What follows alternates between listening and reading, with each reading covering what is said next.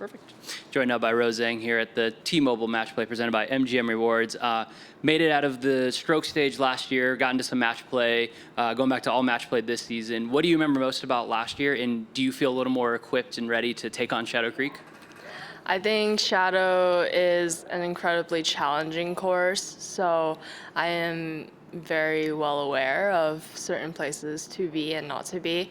I think last year, stroke play was great for me personally, and match play, kind of that transition to a different format kind of got me a little bit shaken up.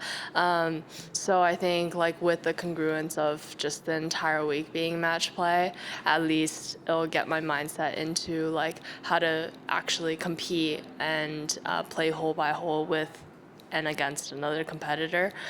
So I am excited. Now that you've kind of gotten to play both stroke play and match play, what are some of the bigger differences in terms of how you approach certain holes, the course itself? Is there any sort of thing that you're going to do this year, strictly match play, versus maybe some approach you had during stroke play last year?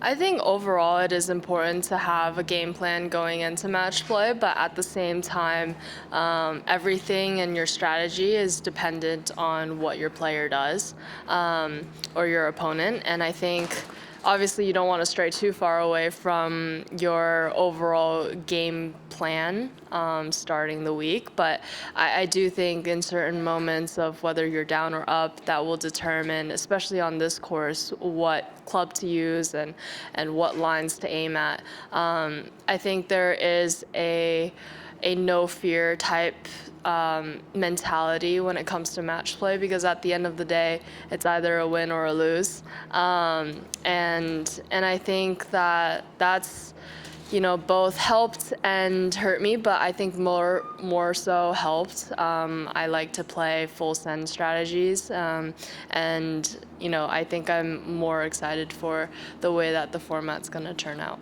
And then last one before I open it up to Greg, I believe it was this time last year you were just settling in, moving into being a Vegas resident. How have you gotten settled now? How has it been being a full year as a Vegas resident? Yeah, it's pretty crazy that I'm officially a full-time resident here. I haven't been here as much, given that I've been at school and then I've also, been traveling on tour. I will say that the times that I spent here were more so in my house or at the club that I'm at. So I haven't gotten the chance to explore out a little bit, but I do think it is a very convenient place to be at. I think the only thing that I have to complain about is it's just so dusty, allergies kick up, it's so dry, but you can't completely complain either. Right. All right, Greg?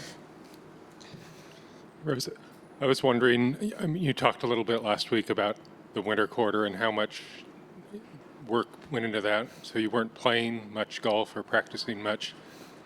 How difficult is it to play a course like Shadow Creek when you're not battle tested yet? That's a very good question, because I actually have been feeling that in the last 2 days that I've been out here. I will say that my game last year versus this year has been a little bit different, given that last year I actually put a lot of reps in. And it during the winter quarter that where I was practicing and also going to school at Stanford.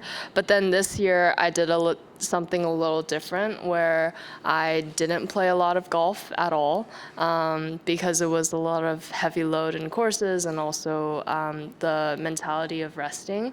So I think my golf game has taken a little bit of a back seat, and I think there's a lot of improvement that needs to be made throughout this entire year to really build up to where I want to be.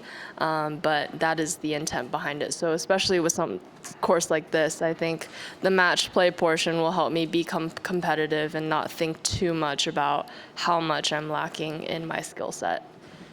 Is it kind of a case of just getting thrown into the fire? You might as well play a really difficult course You could definitely say that. I will say that I think even last week, I felt like I was just thrown in, with no sort of preparation at all. And obviously, the girls out here are incredibly talented. They not only put in the hours, but they also revolve their entire life around this sport, and myself included. But given that I was a little bit farther away from the sport, obviously it doesn't give me as much time as them to prepare in the best way possible. But I still have a mindset of trying to improve and learn as much as possible, because this year is going to be very long. Been noticing on the TVs behind you the commercials for the Augusta Women's National this week and seeing your face up there. What kind of memories does that bring back? It's such good memories, to be fair. I feel like at Anwa has actually been on my radar for the last 4 years of my golf career, or amateur golf career. And I think that's the pinnacle of playing amateur golf. If you are able to compete at Augusta National and be on live television with that many people, that many crowds, and also, kind of compete for that sort of title, it's honestly shown how far the women's game has gone, and I have so many fond memories of everyone treating you like a princess when you're out there. I actually played my first annual when I was 15 or 16. In the first inaugural one, and that was already an experience of its own. Everyone was either crying making the cut, or everyone was crying not making the cut. So it was just a lot of tears shed all around after round two. The cut has always been very difficult, but I think they changed it to where there's no playoff after it's including ties.